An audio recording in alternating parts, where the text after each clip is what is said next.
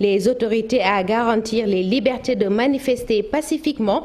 La plateforme des femmes pour la paix en Casamance prône un dialogue inclusif et constructif pour mettre fin à cette situation à l'issue incertaine.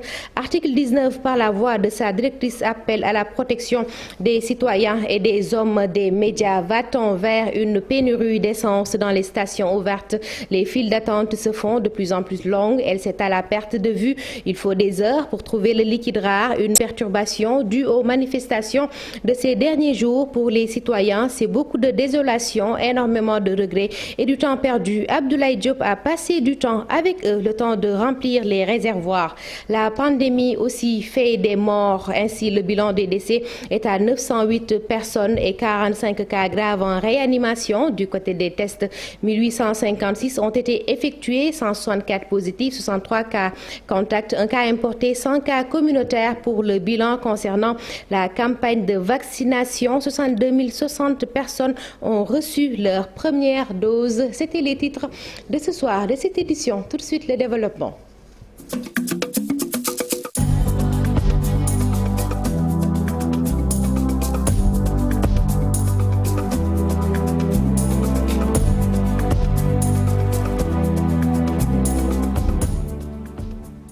Bonsoir à toutes et à tous. Merci encore une fois de nous accueillir chez vous. Manifestation au Sénégal. Le bilan s'alourdit et passe de 4 à 5 morts. Bignona vient d'enregistrer un deuxième décès. Famara Goudiaby, un jeune touché par balle la nuit dernière, grièvement blessé. Il a succombé à ses blessures à l'hôpital régional de Ziguinchor. Le jeune garçon était un nouveau bachelier dans le sud du pays. Nous retrouvons Boubacar Diassi et Lamine Mandian qui reviennent sur les circonstances de ce décès.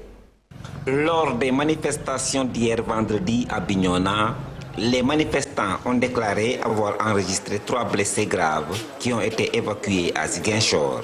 Nous sommes venus juste pour la manifestation à Bignona, pour réclamer nos droits, comme Colombie, comme nous sommes citoyens, comme tout le monde. Et à nos grandes surprises, arrivé à Bignona, il y avait des gendarmes qui étaient venus, sans alerter, sans dire rien. Et nous qui sommes des civils, qui sont des manifestants, nous avons donné notre alerte en se levant les mains. Si je ne me trompe pas, tout le monde sait ce que ça signifie ça. Les gendarmes, ils ne font rien à part nous tirer. Et ils tuent avec des balles vraies. Il s'appelle Famara Goudiaby. Famara Goudiaby était un nouveau bachelier. Ce témoin ne comprend pas ce qu'il s'est passé.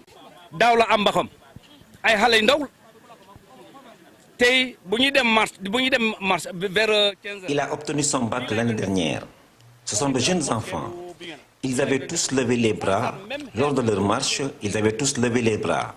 Et c'était non loin de la grande mosquée de Bignona. Ils étaient désarmés. À notre grande surprise, les gendarmes ont commencé à tirer à balles réelles. Je ne sais pas qui leur a donné l'ordre de tirer. Nous souhaitons seulement la justice, car nul ne sait quelles seraient les conséquences de cela. Vous passez avec un hamon, parce que trop c'est trop. Le même jour, une foule monstre a marché à Ziguinchor, une marche qualifiée d'exemplaire. Boubacar Diassi, réaction des femmes, plutôt de la plateforme des femmes pour la paix en Casamance, très inquiète. Elle s'indigne de cette situation de tension et de terreur à l'issue incertaine. Elle appelle l'ensemble des acteurs à œuvrer pour l'apaisement du climat social et politique et aussi la préservation des droits individuels et collectifs. La plateforme pour la paix en Casamance invite aussi l'État du Sénégal et toutes les parties prenantes à un dialogue inclusif et constructif pour un Sénégal de paix ensemble. Nous restons avec ces manifestations et nous allons à Mbour où 23 personnes ont été arrêtées lors de ces manifestations de ce vendredi. Les autorités administratives ont réquisitionné l'armée pour assurer la sécurité des personnes et des biens ce samedi. Une situation appréciée par les populations et les responsables des magasins saccagés à Mbour. Nous allons retrouver Abdourahmane Diallo et Mamadou Gueye. Ce samedi à Mbour, à part du côté de Auchan, ici, une foule attend devant le magasin encerclé par des militaires armés jusqu'aux dents.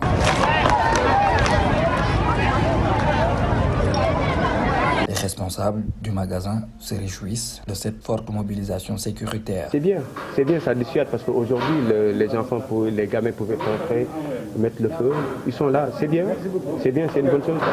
Et qu'ils restent ici. Et à l'avenir, s'il y a quelque chose, qu'on sache que voilà, Auchan aussi fait partie du patrimoine sénégalais aujourd'hui. À l'intérieur du magasin, tout est cassé, aucun produit n'est visible sur les rayons. Les manifestants du vendredi ont tout emporté. Tout le monde pense que Auchan c'est une entreprise française, mais c'est une entreprise française à la base, mais c'est ici au Sénégal. C'est une entreprise qui emploie aujourd'hui près de 1700 personnes, pères de famille et mères de famille. Nous tous, avec nos collaborateurs, nous déplorons ces événements. À la B6 et au Trésor public, c'est la même image. Certains bourgeois se désolent de la situation. C'est le cas de Mamadou Diallo, un jeune trouvé devant le tribunal de Mbour. On est rassuré par la présence des militaires sur le terrain, car tout ce qu'on veut, c'est d'avoir un pays stable afin que tout le monde puisse travailler. Ces manifestations n'arrangent personne. La présence des militaires rassure. Lors des manifestations du vendredi, 23 personnes ont été arrêtées par les forces de l'ordre.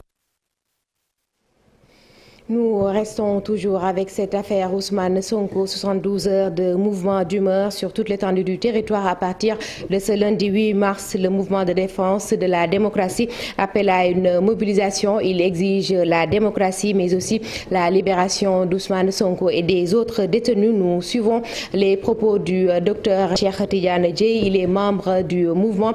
Les propos recueillis par Cheikh Diop avec à la caméra Youssou Baro. De défense de la démocratie et de respect de l'état de droit, puisque nous sommes des légalistes. Pour le reste, pour tout ce qui pourrait en advenir, ce sera l'affaire du peuple sénégalais.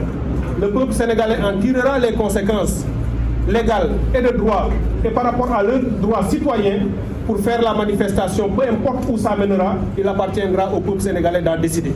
Nous, on parle de dignité, on parle d'éthique, on parle de morale. Macky Sall n'a plus l'autorité et la hauteur morale d'être le président de la République d'un pays qui s'appelle le Sénégal, foncièrement croyant, foncièrement pacifique, foncièrement un pays juste et un pays qui aime les équilibres et pas les excès. Toute l'opposition soutient ce combat, tous les mouvements citoyens et de la société civile sont également dans cette lutte. C'est une unité d'action de l'ensemble des citoyennes et citoyens du Sénégal qui veut mener ce combat face à cette dictature qui ne dit pas son nom, mais sachez qu'il n'y a pas de dispersion de force ni de quoi que ce soit de cette nature-là. Dans cette affaire, toujours, Idrissa Seck se positionne en médiateur. Le président du Conseil économique, social et environnemental, dans une déclaration, pose une condition à cet engagement. Idrissa Seck appelle Ousmane Sonko à lancer à son tour un appel à l'apaisement en direction de ses militants. Idrissa Seck que nous suivons, les images sont de la cellule de communication du Conseil économique, social et environnemental. J'invite les militantes et les militants de l'opposition, patriotes sincères, partageant avec nous l'amour du pays, de sa paix, de ses intérêts et de sa prospérité, à ne pas servir de bouclier à un quelconque gourou, à ne pas se laisser manipuler ni infiltrer par des intérêts encagoulés, nationaux comme internationaux, qui, frustrés de ne pas accéder aux ressources pétrolières et gazières du Sénégal, frustrés de ne pas voir l'État accéder à leurs demandes illégitimes, nourrissent le plan de déstabiliser notre pays. J'incite mon jeune frère Ousmane Sonko, directement ou à travers ses conseils, à s'adresser à ses partisans pour les inviter à cesser toutes activités insurrectionnelles, de pillage ou de déstabilisation du pays.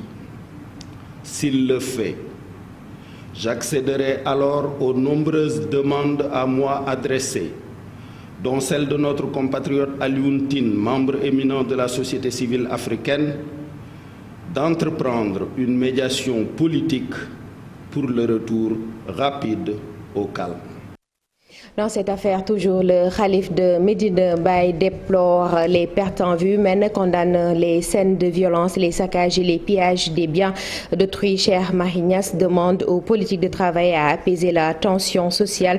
Le khalife a aussi demandé à taire les querelles et certains discours sources de tension. Nous reviendrons dans la déclaration du khalife général de Médina Baye dans nos prochaines éditions avec nos correspondants à Kaolack, Ibrahima Diamé et Khali Djemé. Toujours dans cette affaire, donnons maintenant la parole à la société civile, à certains responsables des médias. Le Sénégal doit dépasser cette situation et se pencher sur les défis de l'heure. C'est la conviction de la société civile et le comité d'observation des règles d'éthique et de déontologie, selon Moundiaye Cissé et Mamadou Thior, le chef de l'État et le premier interpellé. Ils craignent également pour notre économie qui est déjà à terre avec cette situation de pandémie. Al-Hassan Ba, Abdoulaye Diallo les ont rencontrés. Ils étaient les invités de votre édition du 13h sur la télévision Futur Média.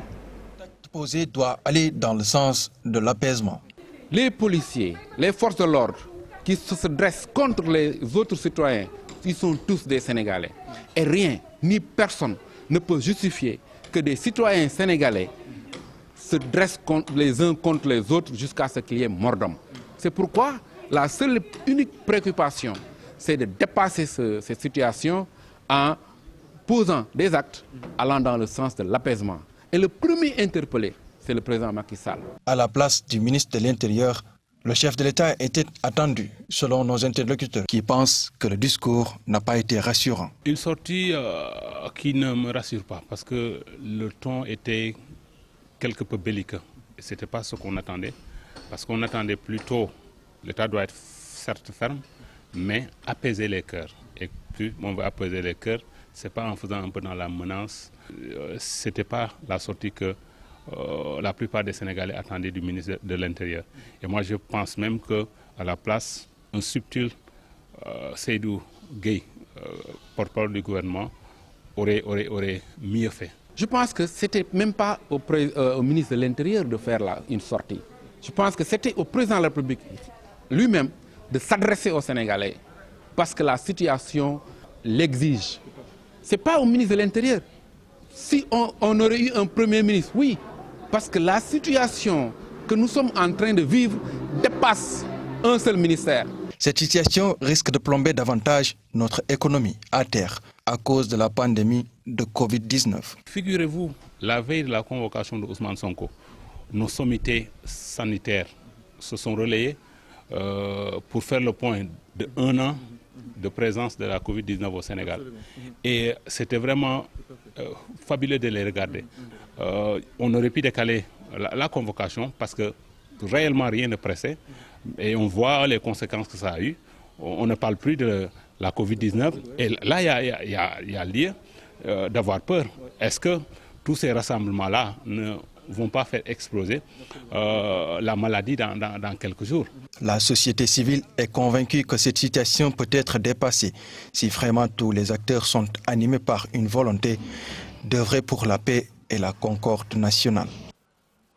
Alassane Ba, merci beaucoup. La commission de la communauté économique des États de l'Afrique de l'Ouest condamne les violences survenues dans plusieurs villes du pays ayant entraîné des morts, des blessés et des destructions de biens. La CEDEAO appelle au calme, à la retenue et invite les autorités sénégalaises à prendre les mesures nécessaires pour apaiser les tensions et garantir les libertés de manifester pacifiquement conformément aux lois en vigueur. Les propos de la CEDEAO sont contenus dans un communiqué. Parlons maintenant. Retour à Dakar. Des files d'attente à perte de vue. Le carburant devient un liquide rare dans la capitale sénégalaise. Il faut beaucoup d'heures d'attente, beaucoup de patience pour espérer remplir son réservoir. Conséquence des manifestations de ces derniers jours. Nos reporters étaient à la station Edon de Ngor dans la file d'attente. Beaucoup de désolation, mais aussi de la frustration. Abdoulaye Diop, Amadouba. File d'attente à la station Edon à Ngor. Des automobilistes prennent d'assaut les pompes dans ces rares stations ouvertes ce samedi. C'est dur pour tout le monde, ce n'est pas normal de faire la queue juste pour avoir du carburant. Alors, ça fait plus d'1 heure de temps qu'on fait la queue pour venir nous approvisionner en carburant. Ce qui est inadmissible quoi, en fait. Parce que quand même on a atteint un certain degré de développement qui nous permet normalement d'avoir de l'essence à notre guise quoi. Cette ruée vers les stations est la conséquence du pillage de celle de Total. Certaines stations ont peur des manifestants, c'est pourquoi ils n'ont pas ouvert leurs portes. Mais il faut qu'on se dise la vérité pour rétablir la situation. On attend une déclaration du président de la République pour régler la situation, qu'il libère Sonko. Mais aussi les jeunes doivent arrêter ces actes de violence, car tout ce qu'on s'accorde, ce sont des propriétés des entrepreneurs sénégalais et les employés aussi sont des Sénégalais. Donc c'est une perte pour nous tous. La crainte d'une pénurie de carburant habite ces automobilistes qui appellent les manifestants à la retenue. Ce n'est pas Total la marque française, mais c'est juste une franchise. Les Sénégalais investissent pour avoir une part et l'autre part revient aux Français. Depuis ce mercredi, les manifestations s'intensifient dans le pays avec comme cible Total qui pourtant approvisionne en carburant la plupart des stations-service du pays.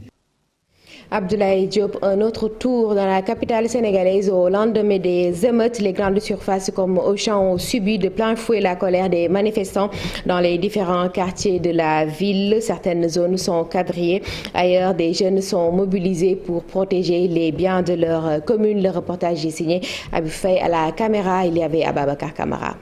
Des entreprises saccagées que des dégâts matériels à Dakar. Yoff en est une parfaite illustration. Dans cette commune, la grande surface Auchan est barricadée par la gendarmerie, empêchant les manifestants d'y accéder. Conséquence, les habitants ne peuvent plus s'approvisionner en denrées de première nécessité. Parce qu'aujourd'hui, moi, je suis sorti pour aller acheter des produits pour mes enfants au Auchan, c'est fermé. Donc c'est quelque chose que, en ce moment-là, moi, je suis en train de le vivre. Ce que je dis, qu'on doit garder raison et savoir que le pays est indivisible. Qu'on doit chacun penser avant d'agir et de parler et de trouver un consensus. C'est notre bien. C'est le bien du Sénégal. C'est nous les citoyens qui l'utilisons. Ce n'est pas le président ni l'opposition qui l'utilise, franchement. Les boutiques Auchan qu'on est en train de piller, c'est nous les Sénégalais qui travaillons là-bas. C'est nous les Sénégalais aussi qui allons là-bas pour acheter. À la Médina, c'est l'indignation totale chez les gérants de cette entreprise commerciale. On est des Sénégalais et on a besoin de ce boulot pour survivre quand même. Donc on va essayer de faire tout notre possible pour préserver l'entreprise. On n'a même pas les explications. En fait, on ne sait même pas où va le pays. Donc on va faire appel pour ça aux autorités de faire le nécessaire, de transférer cette histoire au dialogue. Indexé d'être derrière les jeunes manifestants pour détruire Auchan, l'UNACOIS Yessal dément et invite les consommateurs à ne pas hausser le prix des denrées.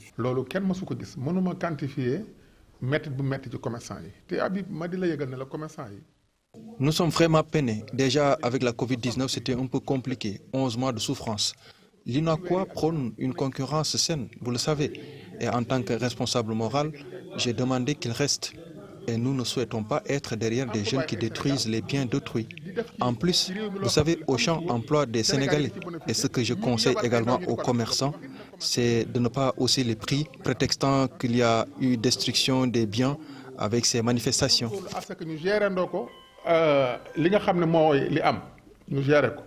La situation est désastreuse, les dégâts nombreux, les Sénégalais meurtris de voir des scènes qui n'honorent pas le pays.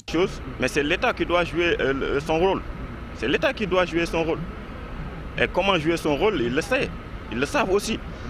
Donc je peux dire, la responsabilité, c'est partout. La paix, c'est ce qu'ils prônent. Tous appellent au calme pour un retour à la normale. Abifay, autre appel au calme, celui de l'article 19. L'ONG invite l'État à préserver la paix et à prendre des mesures concrètes pour renforcer la sécurité des citoyens, des journalistes et ainsi garantir le droit à l'information. Autre requête de l'ONG par la voix de sa présidente, la lumière sur les circonstances de la mort des personnes, la libération des activistes et le rétablissement des signaux des télévisions Sen TV et Walfadjri. Parlons maintenant du Covid-19 avec le bilan du jour. Notre pays enregistre 5 nouveaux décès. Ainsi, le nombre de décès passe de 908 au total aujourd'hui et 45 cas graves sont en réanimation.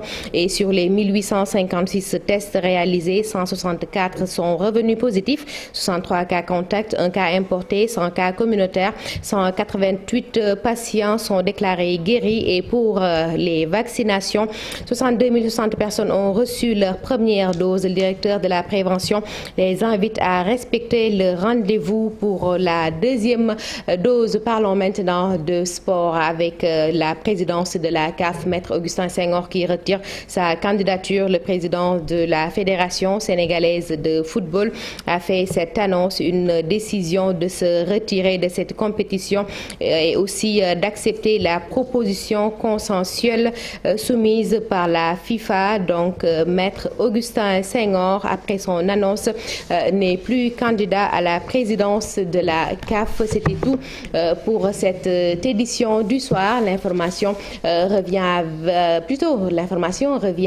0h. Quant à moi, je vous retrouve demain à 20h avec toujours le même plaisir. Merci de rester avec nous. Excellente soirée. Mille merci à vous. Merci encore.